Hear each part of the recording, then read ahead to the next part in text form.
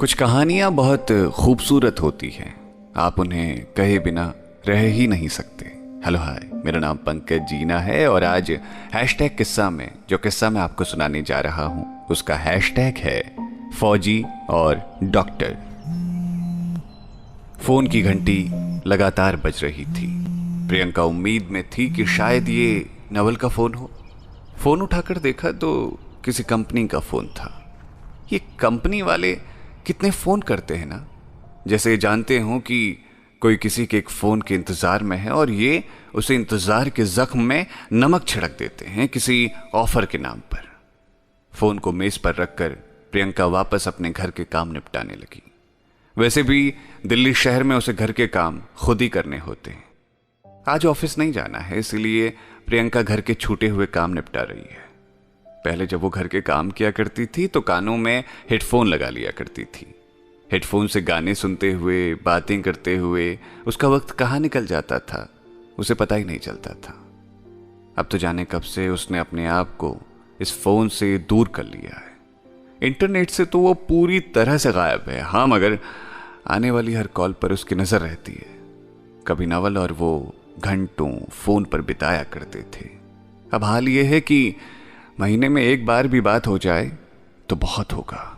नवल और प्रियंका की पहली मुलाकात देहरादून में हुई थी। नवल उन दिनों अपनी आर्मी की ट्रेनिंग के लिए आईएमए में थे और प्रियंका दून के ही किसी कॉलेज से डॉक्टरी की पढ़ाई कर रही थी। इतवार के दिन प्रियंका को आउटिंग मिलती थी और नवल भी इसी दिन बाजार आता था। एक दिन पलटन बाजार में जब प्रियंका अपनी खरीदारी में मगन थी, एक बच्चा उसे एक बॉक्स पकड़ा गया। इस बॉक्स में एक जोड़ी झुमके थे और एक खत। पहले तो प्रियंका ने लेने से मना कर दिया, लेकिन जब उस बच्चे ने दूर खड़े एक लड़के की तरफ इशारा किया तो उसे दिखा एक नौजवान, बढ़िया कदकाठी, छोटे बाल और क्लीन शेव। वो लड़का मंद मंद मुस्कुरा रहा था, लेकिन उसके चेहरे पर घबराहट साफ देखी जा सकती थी।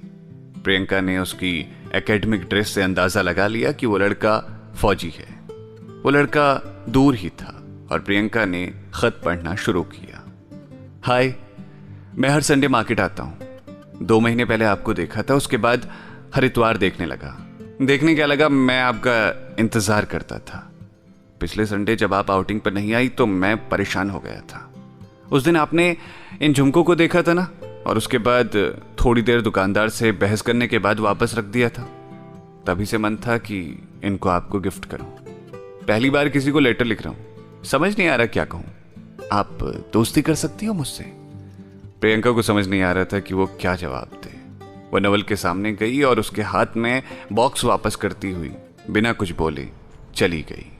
जब आपकी जिंदगी में कोई चीज पहली बार होती है ना, आपके लिए उसे हैंडल करना थोड़ा मुश्किल होता है।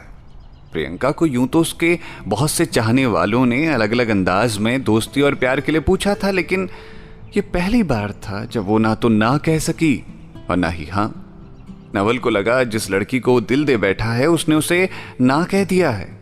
उसके बाद अगले इतवार वो खुद नहीं आया। प्रियंका इंतजार करती रही। अगले इतवार जब प्रियंका गांधी पार्क के पास अपनी एक दोस्त के साथ घूम रही थी, तभी उसकी नजर नवल पर पड़ी। वो सीधा उसके पास गई और बोली, जब लड़कियों से दोस्ती की बात करते हैं ना, उनको नाम भी बताते हैं अपना। अरे वो नवल की बोलती बंद हो गई। उस दिन के बाद दोनों की दोस्ती और गहरी हो गई। दोनों पूरा देहरादून एक साथ घूमते। वक्त पंख लगाकर उड़ रहा था। कुछ वक्त बाद नवल की ट्रेनिंग पूरी हुई और वो दून से चला गया। दोनों ने एक दूसरे से कहा तो नहीं, लेकिन दोनों एक दूसरे से इश्क करने लगे थे। ड्यूटी पर जाने के बाद प्रियंका और नवल की बातें कम हो गई थी। बातें होती भी थी तो शिकायतें ही ज्यादा होती थी। प्रियंका अब दिल्ली आ गई थी। यहीं एक क्लिनिक में प्रैक्टिस करने लगी थी। वैसे भी उसका मन अब दून में नहीं लगता था। आज वो ये सब याद कर ही रही थी कि फिर से एक फोन बजा। उम्मीद भरी निगाहों से प्रियंका ने देखा तो ये नवल का फोन था। इसके बाद दोनों की नमी भरी आवाज ने एक दूसरे का हाल जाना, अपनी फिक्र का जिक्र किया और सलामती की दुआ भी की। महीने भर बाद हुई बातचीत ने दोनों को सुकून दे दिया था। तो ये था आज का हैशटैग किस्सा। सुनते रहिए रेडियो सिटी। मेरा नाम है पंकज जीना।